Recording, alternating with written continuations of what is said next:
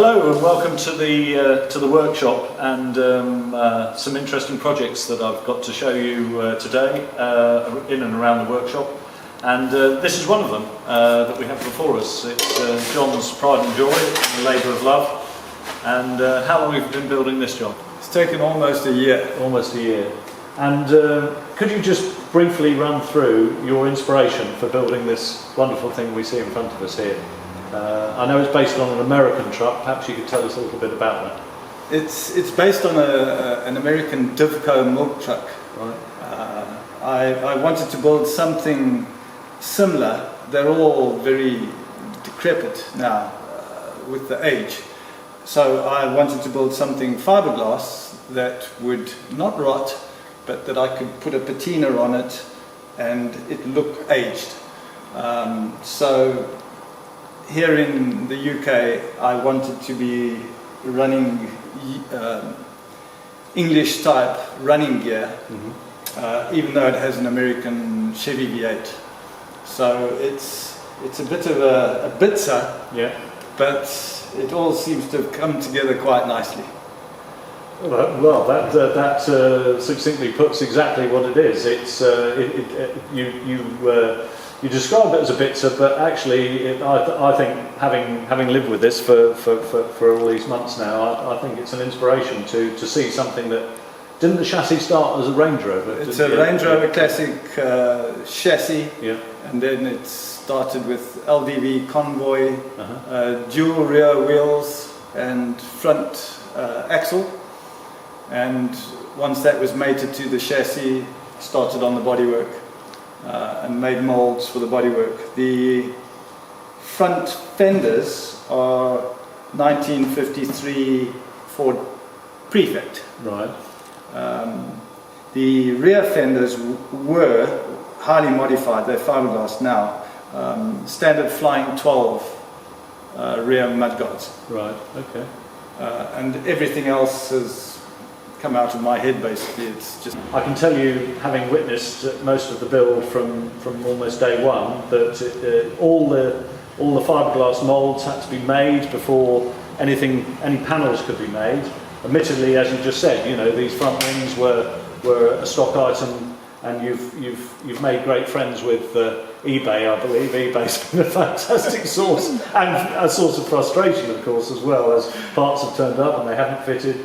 And it's been an interesting journey to witness, really, to have this in the workshop and to see it taking shape, to see it start from literally tins of resin and fiberglass and end up as now, as you see before you, a presentable vehicle, albeit very personalised to your particular taste, John. Yes, it's that's taking nothing away from you. It's very much your character, yes, isn't it? Yes. It's you've put your character into this, and it's a build that's taken you on an interesting journey through all these trials and tribulations of things like this little bonnet catch that we can see before us. I remember hearing expletives coming out of the workshop, and this was made 4 or 5 times before we got it right, and that part before was you got made it right. 17 times. 17 times. I do beg your pardon. I was guessing at 14, but I knew it was. I knew it was a lot of times. But you see, this is the wonderful thing about anything to do with motor vehicles. They're quite a complex, piece of engineering, and this is. The epitome of an absolute special, something that has been made from the bottom up. The engine, tell us a bit about the engine, John. The engine I bought just as a block. The reason I wanted it was it's a 4-bolt main block. It's a 327 cubic inch Chevrolet V8 from a Corvette. I built the engine up from the bottom to the top. There were no parts on it, right? So it's been a bit of a labour of love as well, especially when you find out that some of the head bolts won't torque down and you've got to undo a week's worth of work, and then re-drill and tap and reassemble again. It was a labour of love, but I'm hoping that it's sound. Yes. Well, you know, unfortunately, before this video goes out, we won't hear the wonderful sounds of this V8 cranking up. But hopefully, not in the not too distant future, it's going to be a running and usable vehicle. And I believe you're going to tow your glider with it. Yes, is that the intention? I've got a 40-foot glider trailer, which it's going to take a bit of oomph absolutely, to move around. The sign writing gives you a clue as to why we're talking about this vehicle today. It's got vintage Speedtrials on the side of it in nicely rusted patina. So essentially, it's going to feature at our Speedtrial as a standby vehicle that can tow as a tow truck, really. You know, what better characterful vehicle to be at our event in 2021 when everything starts happening again.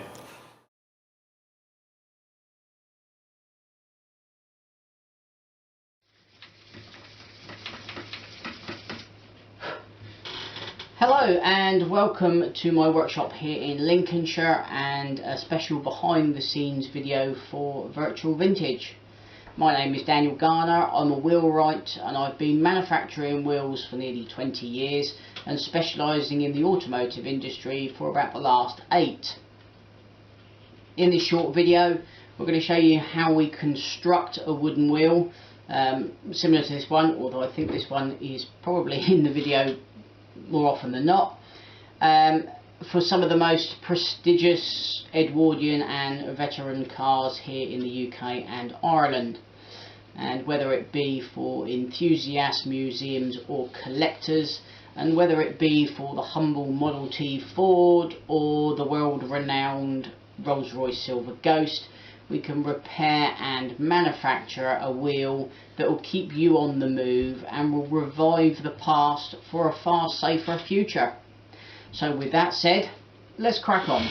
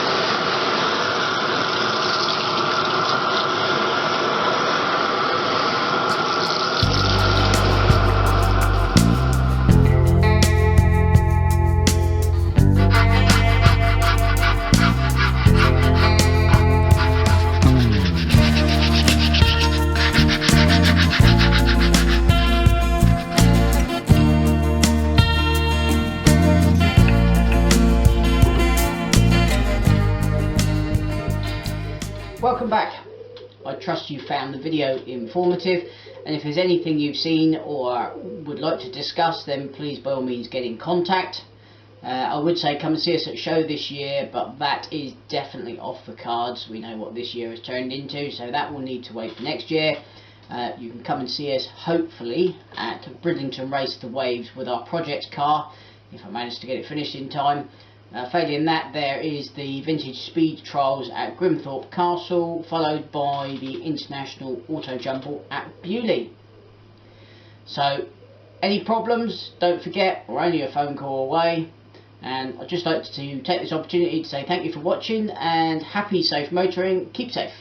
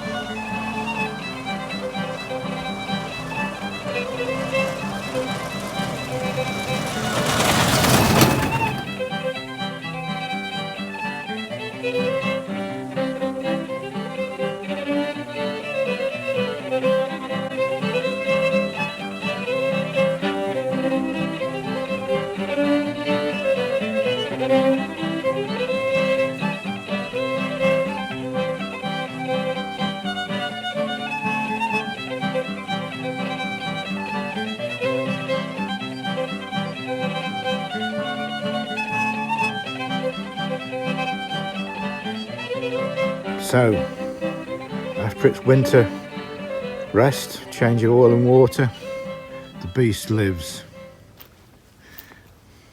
It's Edwardian, so no front wheel brakes, no brakes on the front wheels, brakes on the back, but unusually compared with modern cars, the main brake is the handbrake. So that's the main brake.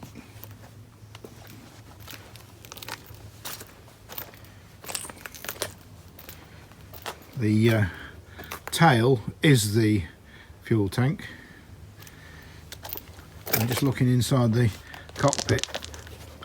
Gear lever on the left hand side, 4-speed and reverse, clutch on the left, throttle in the middle, and the right hand pedal is the foot brake, which operates on the transmission behind the gearbox. You really only tend to use that in case of dire emergency. Engine 4-cylinder side valve, 3.1 litre, fairly small for Edwardian racing cars, but the reason for that is that it was built to be the first car to do 100 miles in an hour, and they knew the monsters could do 100 miles, but they couldn't run for an hour without the tyres disintegrating, these sort of 10, 12, 13, 14 litre jobbies. So they knew they had to build something light for the tyres to withstand the speed, and so they went for this 3 litre instead. So just looking at the controls, this here is the fuel pump, puts air into the fuel tank to blow the pump out, the air out, and you can see the gauge there going up. That's the air, measures the air pressure in the tank, and you need to just keep an eye on that all the time. This is the control for venting the tank when you're finished for the day, and this is the fairly conventional for the Edwardian period ignition switch. The right hand little gauge is oil pressure, and the big gauge there is rev counter, tells you how fast the engine's going. No speedometer. If you knew the road speed per 1000 RPM, you could work it out if you really had to.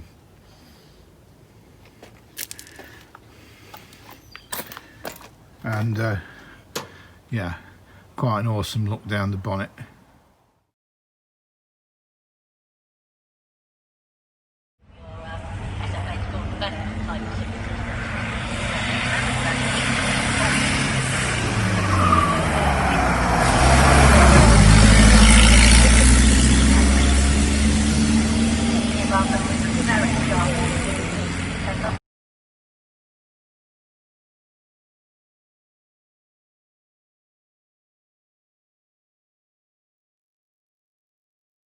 Hello, Sophie here, owner of Stanley Biggs Clothiers. We're delighted to be supporting the virtual event for the Vintage Speed Trials this year. And as such, we've put together 3 outfit suggestions to help you get into the spirit of the event and the era. So we have driver, mechanic and spectator. Of course you can mix and match all you like, and please ladies, don't think it's exclusively for gentlemen. As you can see here, I'm wearing the Seagrave suit, and it's very comfortable too. So please do take a look at our website, which is stanleybiggs.co.uk, and we look forward to seeing you all in person next year.